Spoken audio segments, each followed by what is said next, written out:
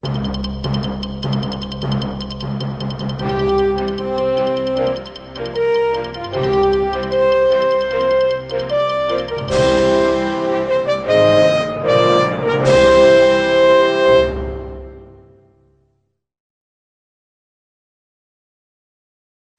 байгууллагын түүхээр бэлтгэж байгаа цуврал нэвтрүүлгийн энэ удаагийн дугаараар 1932-оос 1936 онд Дотоодын хамгаалах газрын ерөнхий дарга байсан Даваагийн намсрын тухай төлөвлөлье.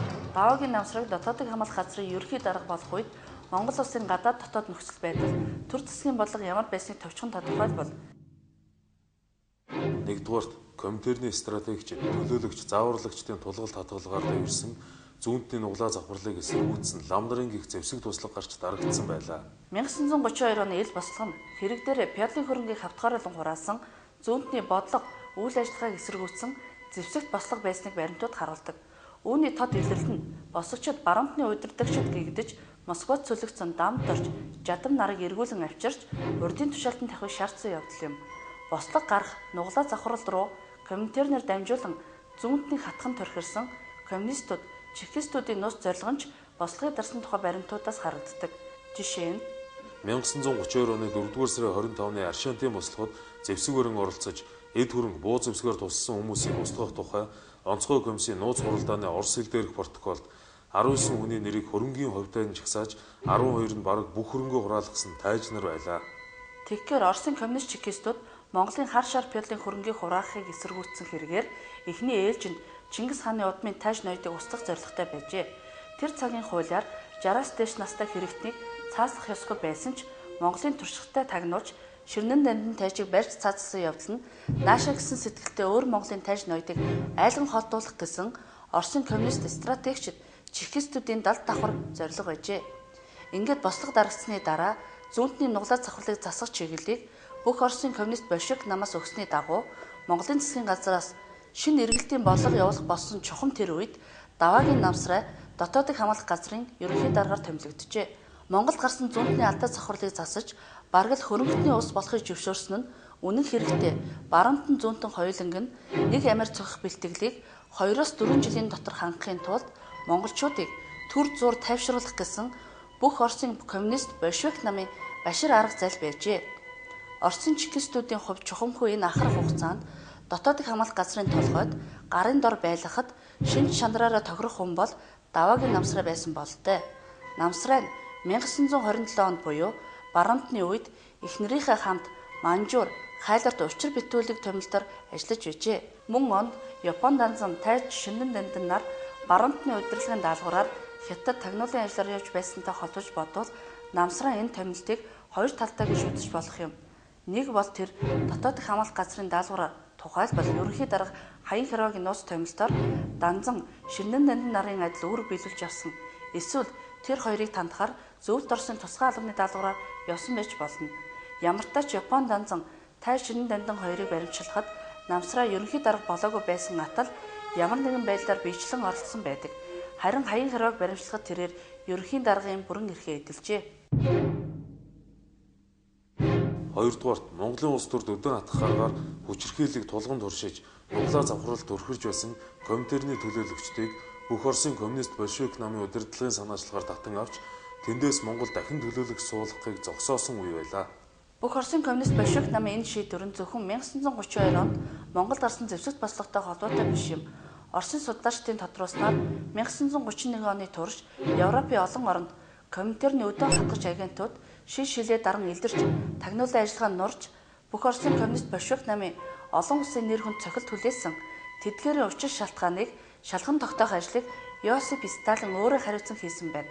Коминтерн эхнээсээ бүх Оросын коммунист большевик намын гадаад тагнуулын үүргийг гүйцэтгэх болсон бөгөөд анх дэлхийн социалист хувьсгалыг бэлтгэх зорилготой байгуулагдсан чанараараа Коминтерны гадаадад зэвсэг тэмцэл, зэвсэгт эргэлт зохиоход чиглэгдсэн тагнуулын ажиллагааг зөвлөлтийн цэргийн тагнуулын газар удирддаг байжээ. Сталины дурдсан шалгалтаар 1931-ээс 1932 онд зөвлөлтийн цэргийн тагнуул Коминтерны тусгай ажиллагааг Европ, Азийн орнуудад бүтлгүүцсэн нь хоорондоо холбоотой үндсэн хоёр шалтгаантай гэж үзжээ. Нэгд зөвлөлтийн цэргийн тусгай алба, тагнуулын ажлын наадсахын мэдлэг дадлаггүй, гадаадын намын гишүүд коммунистуудыг агентэд элсүүлэн гүйцэтгэх ажил татан оролцуулахыг хэд чухалчилсан явдал туйлын буруутай алдаа болсон гэжээ. Тэгэхээр Коминтерн Монголын зүүнтний удирдагчдыгч энэ арга барилынхаа гадна үлдээгээгүй нь магад үзээ. Хоёрт гадаадын намын гишүүд коммунистуудыг ийхүү тагнуулын ажил татан оролцуулах болсон Коминтерны удирдлага 1925 оноос эхлэн зэвсэг тэмцлийн зарчмаас татгалзаж ухуулах сурталчилгаа, нууц арга ажиллагаанд хүчээд өвөрүүлэх шийдвэр гаргаснаас үүдэлтэй гэж үзжээ. Бид Монголын алдар тагнуулж Хаян Харвагийн тухай нэвтрүүлэхдээ Богд хааны тагнуулчид Оросын социалист хувьсгалын харигс шин чанарын эсрэг Буддын шашны нэгэн сөнгөө үзлэг сөргүүлэн тавьж тэмцсэний хүчинд бүх Оросын онцгой комисс, улс төрийн тагнуулын газар болон Кремлийн орчинд Хаян Харвагийн Азийн агуу их ах トゥ ус нууц нийгмийн хэлбэрээр бүлгэн дугууланд нэгдсэн эрдэмтэн, зүтгэлтэн, хууч хүмүүс 1925 он гэхэд хувьсгалт хүчирхийллээс татгалзах болсныг танилцуулсан билээ. Тэгэхээр Хаян Харва зэрэг Монголын тагнуулчдын нөлөө Коминтерны удирдлагын хүрээнд бас нэвтэрсэн байна. Гэхдээ тэдний зэвсэг тэмцлээд татгалзсан шийдвэр утсангүй. 1928 оны үеэс дэлхийн хувьсгалын ажиллагааг идэвхгүй байдалд оруулаа гэсэн шүүмжлэл газар авч Коминтерны удирдлагыг өмнөх шийдвэрээр няцаагт хүргэжээ. Ийхүү Коминтерны хувьсгалт үйл ажиллагааг дахин идэвхжүүлсэн үр дагавар нь Европын орнуудад 1931 оны бүтлгүүдлүүд Монголд 1930-аас 1932 оны зүүнтний алдаа завхрал бослого болж хэрэгжлээ. Ингээд бүх Оросын коммунист большевик намын санаачлагаар зүүнтний нуглаа завхралыг засах нэрээр Монголоос Коминтерны төлөөлөгчдийг татан авсан нөхцөл Монголын төр засгийн удирдагчдын Монгол үндэстний нэгтгэх, тусгаар тогтнолоо гадаад улсуудаар хүлээн зөвшөөрүүлэх үзэл санаа дахин сэргсэн юм. Ийхүү Манжгоо Монголын хэлэлцээ 1935 онд эхэлжээ. 2 жил үргэлжилсэн энэ хэлэлцээнд оролцсон Монголын төлөөлөгчдийн өдөр тутмын тэмдэглэлээс үзвэл Манжгоо Японы тал хоёр улсын хооронд дипломат харилцаа тогтоож, элчин сайд суралцсан тус тусын нийлс суулгах санал тавьсанаас ухраагүй юм байна лээ.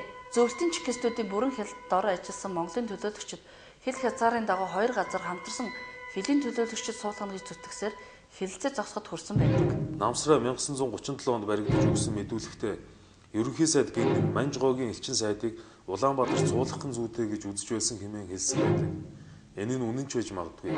1935 оны ихэр Москвад очсон гиндэн Дэмэд Намсраа нартай Сталин Оршилов хоёр уулзахдаа Монголын зөвлөлтөө найрамдалтай байснаар Монголд ашиггүй зөвлөлт холбоот улсад ашигтай санагдж байгаа бол гиндэн та зөвлөлт холбоот улсаас харилцаагаа салгаж Японтой нийлж болно.